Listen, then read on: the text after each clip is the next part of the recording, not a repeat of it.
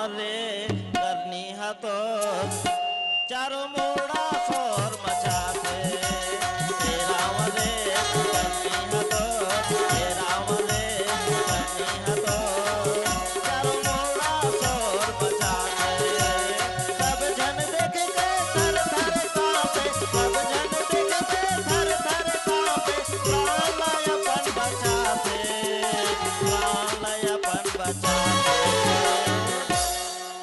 हे रावण रे करनी है तो, हे रावण रे करनी है तो चारों मोड़ा शोर मचाते, चारों मोड़ा शोर मचाते।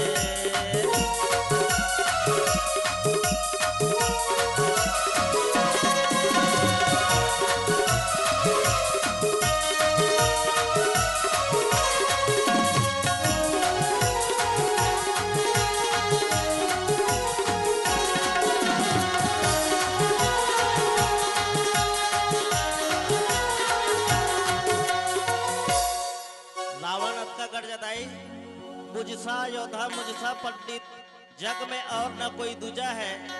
मैंने अपने शीश को काट काट कर शंकर को पूजा है। पवन देव हाथोर घर में झाड़ू रोज लगाते, पंजबिनिया झाड़ू लगा के सेवा तोर बजाते। पवन देव हाथोर घर में झाड़ू रोज लगाते, पंजबिनिया झाड़ू लगा के सेवा तोर बजाते। 10 बुढ़िया हा बज बारी से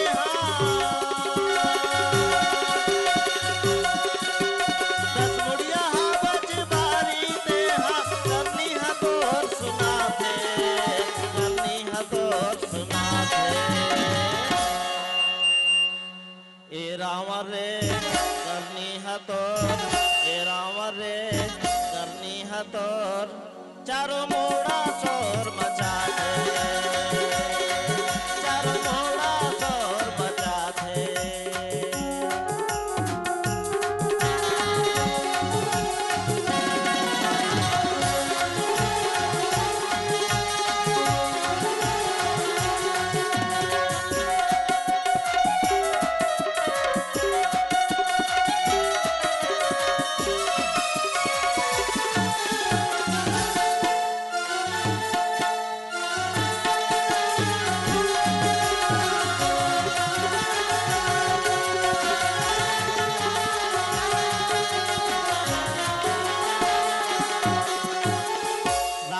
कभी द्वार हृदय हो जत का बेस शास्त्र तत्काल पढ़ेरी से कृष्ण पढ़ दे।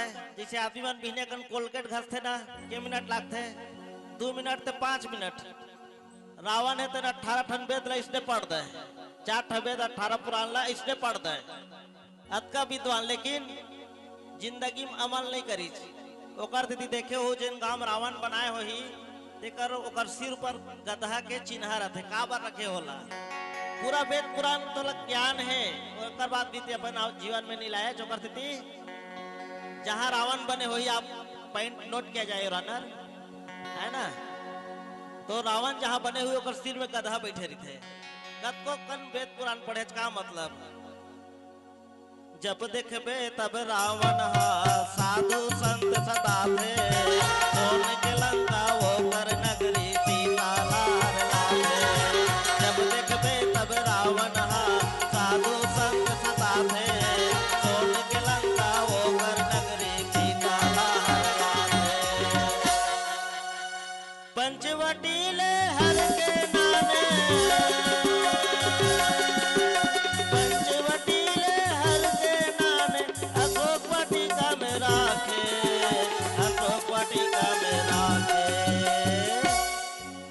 रावण रे करनी है तो, ए रावण रे करनी है तो चारों मोड़ा शोर मचा दे, चारों मोड़ा शोर मचा दे।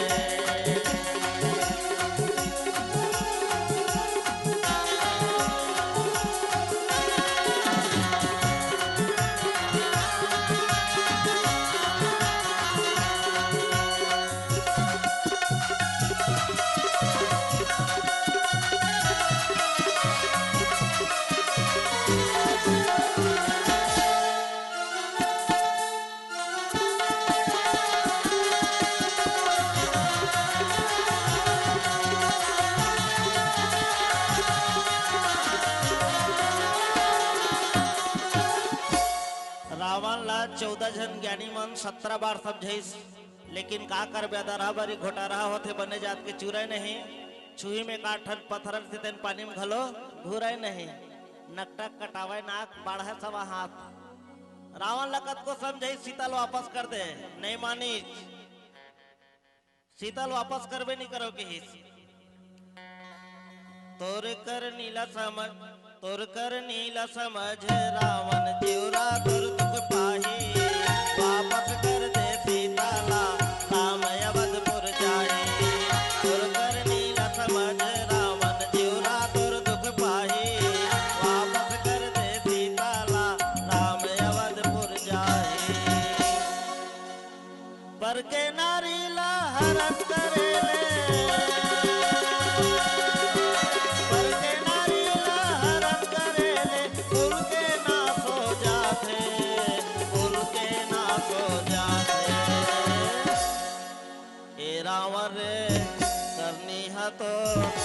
रावण रे करनी है तो चारों मोड़ा शोर मचा दे, चारों मोड़ा शोर मचा दे, चारों मोड़ा शोर मचा दे, चारों मोड़ा शोर मचा दे, मोड़ा शोर मचा दे, चारों मोड़ा शोर मचा दे। अगर आपको हमारा ये वीडियो पसंद आया हो तो लाइक, कमेंट और सब्सक्राइब ज़रूर कीजिए।